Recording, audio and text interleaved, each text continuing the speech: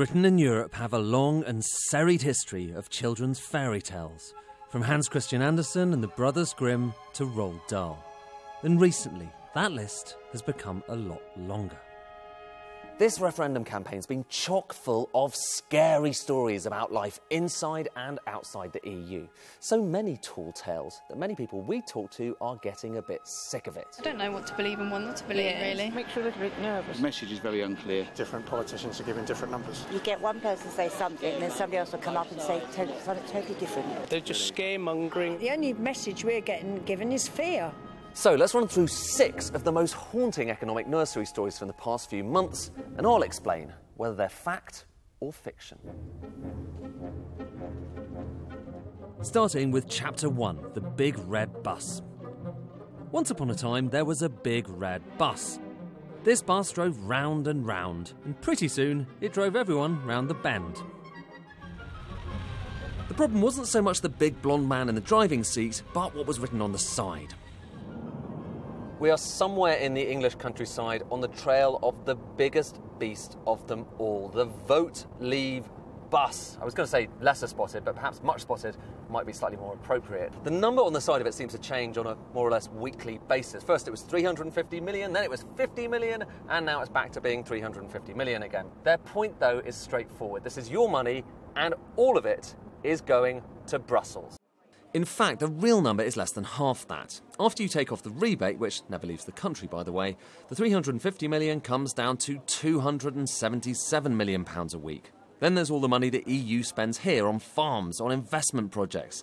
That takes it down to 190 million, or even 110 million, depending on whose figures you consult. Of all of the porcupines told during this campaign, this one, £350 million, has got to be the worst. And worse still, the Leave camp carry on using it, regardless of the fact that everyone has essentially corrected it. It's almost as if they think any publicity is good publicity. But talk to those who actually rely on those EU funds, like farmers, or those who get research grants, and you'll hear a different story. To what extent are you actually reliant on it on a kind of like day-to-day basis? Well, on a day-to-day basis, as I say, we would lose a very significant proportion of our income. We would have to make some very significant changes to our business and to our lifestyles as much as anything. But let's remember what that income's for. It's not necessarily just to support me, it's actually to support a food system that delivers affordable quality food to UK and European consumers. Now, the Leave camp have said that they'll carry on funding all of these EU farm subsidies and indeed other European spending in the UK if we were to go. The problem is, first of all, they'd have a lot less money to give away, and second of all, if the economy tanks, which is possible, then the public finances could be in real trouble. And that brings us on to Chapter 2. The mysterious case of the missing £4,300, or how you'll all be worse off, every last one of you, if we vote out. This all comes back to that Treasury report, the first one, on how much the economy would or wouldn't grow in the coming decades. Basically, these guys predicted that if we leave the EU, then by 2030, total national income, so GDP, would be 6.2% smaller than it would be if we stayed. And if you divide that by every single household in the country, you get that figure, £4,300 per household. Simple, right? Not really. Because first off, it's not a fact, it's a projection. In fact, it's a range of projections all the way through from 3.8% to 7.5%. And it's not like you're going to actually be worse off, it's just that you might be a bit less well off than you would be otherwise. But most importantly, it's a projection that relies on a lot of assumptions. Assumptions that productivity won't be boosted by cuts in regulation, that the Bank of England won't step in to try and sort out that economic crisis, and that all the negatives outweigh the positive of not having to pay in that £200 million a week, or whatever it is, to Brussels. I don't know if all those assumptions get inputted into a model, basically a big economic computer. And who better to ask about it than the man in charge of it? What we want to do to provide a proper picture as economists is understand the balance of those risks. What our modelers do is think about what happens to that central case if we change some of the possibilities that may occur. So a world in which we're breaking relationships with one part of the world that have been developing for at least 40 years under first what used to be called the common market, but now it's called the European Union, even if we can reset them to another part of the world, we think that takes time. We think it takes a few generations. So the balance of those risks, it seems to us, are negative rather than being positive. So in practice, that 4,300 figure is a bit misleading. It's based on projections. It's not a fact. It's not gospel in any kind of way. But most economists do think that the outcome, if we left, would be negative for the economy. And those Leave economists who think it could be positive or more or less the same are relying on some pretty big flows of immigration. And that brings us to our next chapter. Immigration, immigration, immigration. For many, this is the most nightmarish story out there. The Leave camps say that the wave of migrants have damaged our public services, that we'll be engulfed by immigrants, including 76 million of them from Turkey, and that the only way to get control is to leave the EU. But are EU immigrants really such a drain on our hospitals and public services? Not necessarily, according to some of the people who actually work in them. Immigrants from the NHS provide an invaluable service to it. We have about 30,000 doctors and nurses alone who work in the NHS who are from the EU. And the health burden that they put on the NHS is actually fairly minimal. The problem that we have in Britain, as with most Western countries, is that we have an ageing population, which is our own home population, with multiple complicated medical and social problems. In contrast, most EU immigrants are younger, they're here to work, they contribute an immense amount of tax. But one thing that's not under dispute is that we have less control over EU immigration than the rest of the world. After all, that's the whole point of the single market, free movement of goods and people. But actually, look back at the figures over the course of the last few years, and you can see that non-EU migration, net migration, has been higher than EU migration, basically as far back as those numbers go. In other words, if we actually had control over EU migration, would we really bring it down? Finally, no, Turkey is not an EU member. It's not about to join, and every single country, including the UK, has a veto on it joining. So on to our fourth scary story, the trouble with trade. The nightmare goes something like this. If Britain leaves the EU, then we'd be tearing up a whole load of trade deals, not just with Europe, but with 52 other countries as well, places the EU has its own trade deals with.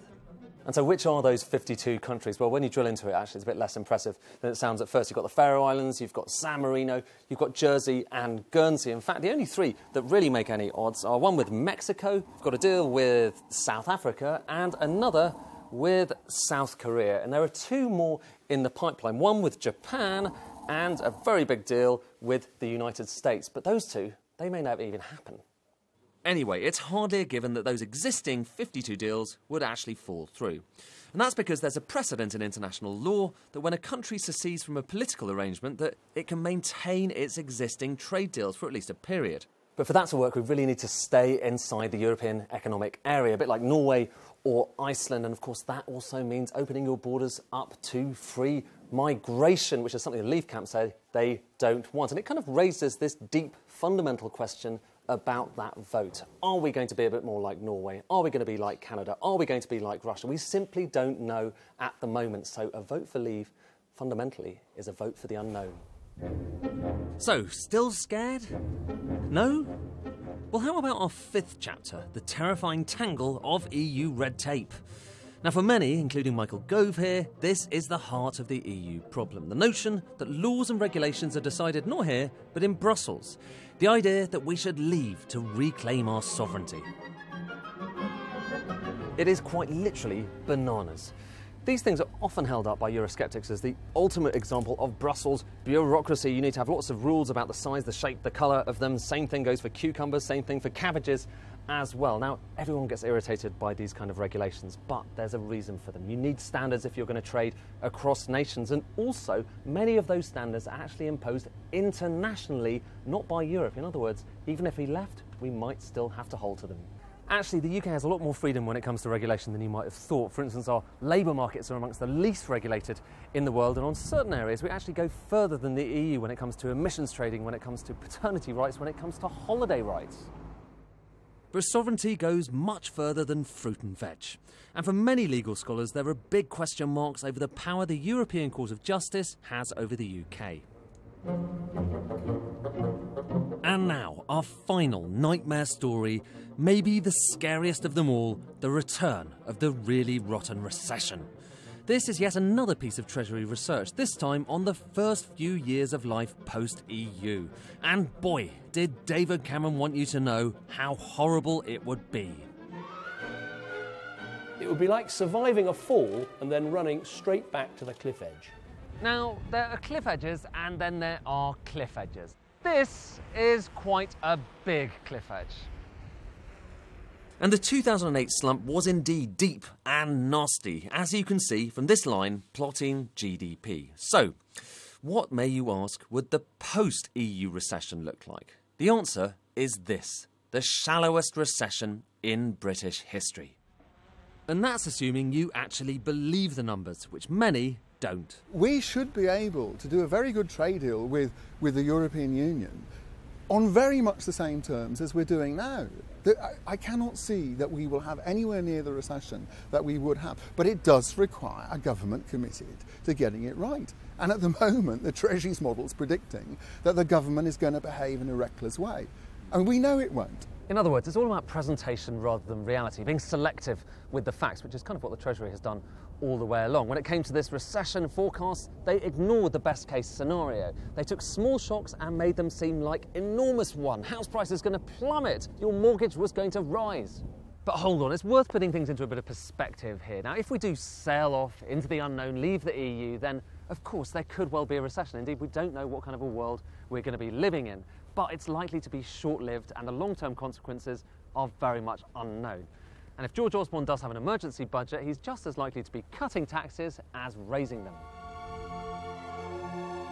So there you have it, 6 tall tales. Scary on the surface, but look closer and the most terrifying numbers fall apart. So even if you don't believe any of the statistics from the HMT, the OECD, the WTO, the IFS, IDS or the IMF, then think about this. Perhaps, maybe, economics can't give you the answer about how to vote.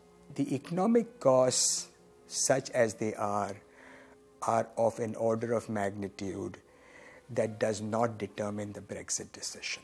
The narrative has been that there are large long-term costs to exit, and because there are large long-term costs, markets are going to panic, and the narrative then becomes the source of the panic. The fact of the matter is that there are no facts here, only judgments. And the best we can tell from the economics is that if we left, we'd probably be poorer, maybe a lot poorer. If we were really lucky, we might be about as prosperous as we are now, maybe a tiny bit better off. And that's about as much as we can say for sure. On balance, the EU's been good for the UK economy in the past few decades, but there's no given it would be in the future. That may not be helpful, it may not tell you how to vote, but at least it is more fact than fiction. Ed Conway, Sky News.